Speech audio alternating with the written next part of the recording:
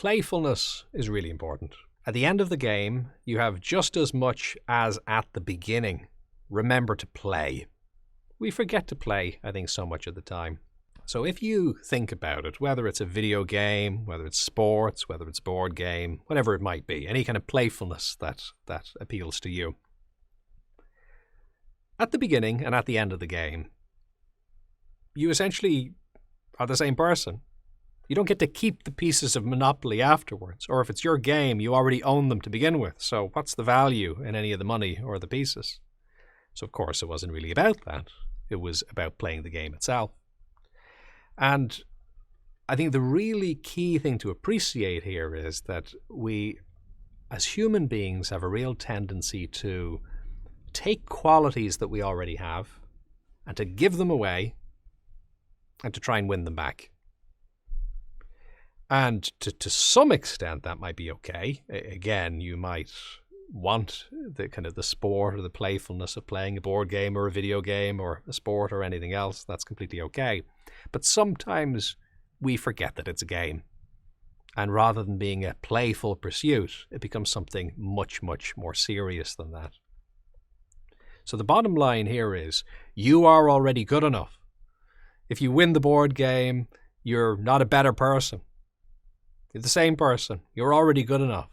And that was there as a starting point. So that can be such a valuable thing to recognize. You're already good enough. You can play the game, by all means. Go ahead and play it. But rather than playing the game in order to achieve something and then be who you feel you need to be, you're already who you need to be. Now enjoying playing the game is what follows. So life is that kind of a game, I suppose. Now you can easily have a bit of pushback here. And the pushback tends to be something along the lines of, hold on a moment. Life is serious. It's grim at times. It can be dark and it can be challenging. How can I approach it in a playful way? But the confusion here is thinking that taking a playful approach means not playing the game well or not approaching it well. There can be an attitude of playfulness by firefighters. That's one of my favorite examples of this, that you don't really want the firefighters all uptight and tense about what's happening. And if you think about it, think about somebody who's really good at playing games and has a good attitude to them. Does that mean they don't play well? Quite the opposite. It means they have a kind of an ease and a looseness to not get so caught up by aspects of the game that they don't see the overall picture. And I think that's what we want, to be able to embrace that kind of playfulness and to be able to bring it in and be able to make it useful. So you can still be engaged, you can still try and move towards the kind of outcomes you want, while still at the same time embracing a sense of playfulness and having that as part of the picture too. And it really makes all the difference in the world.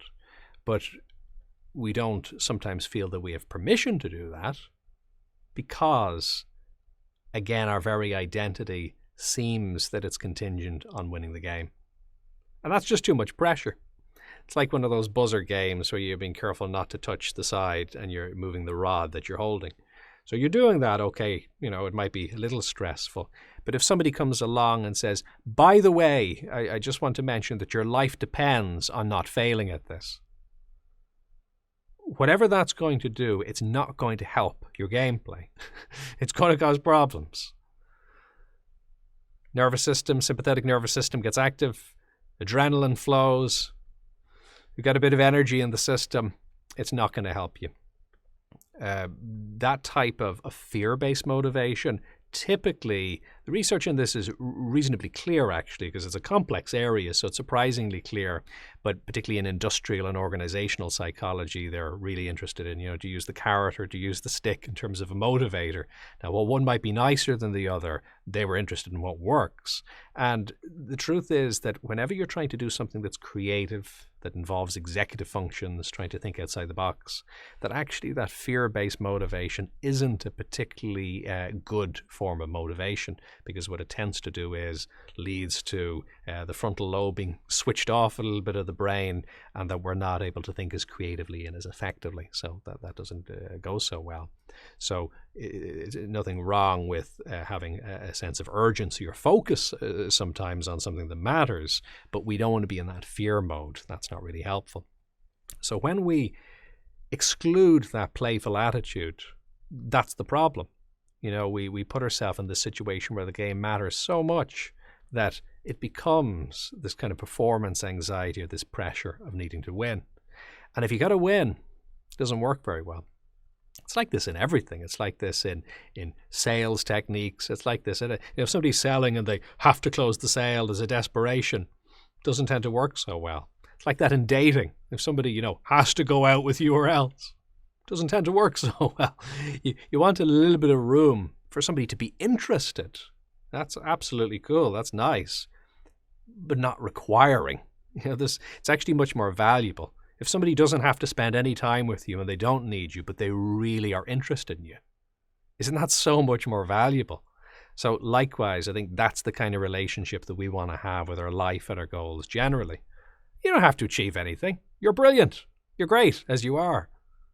That's the starting point, really, to recognize some of those qualities that are there. And you might say, no, I'm not brilliant. I've got this problem and that problem, the other problem. Yeah, who doesn't? The fact that you recognize it and can name some of those problems, you're already ahead of the curve. That's great. That's a really, really valuable thing. That's a sign of humility. Now, definitely, I agree, it'll be good to be working on that, to be improving some of those aspects of your life. Great. But that's the game. That's not separate than the game. That is the game.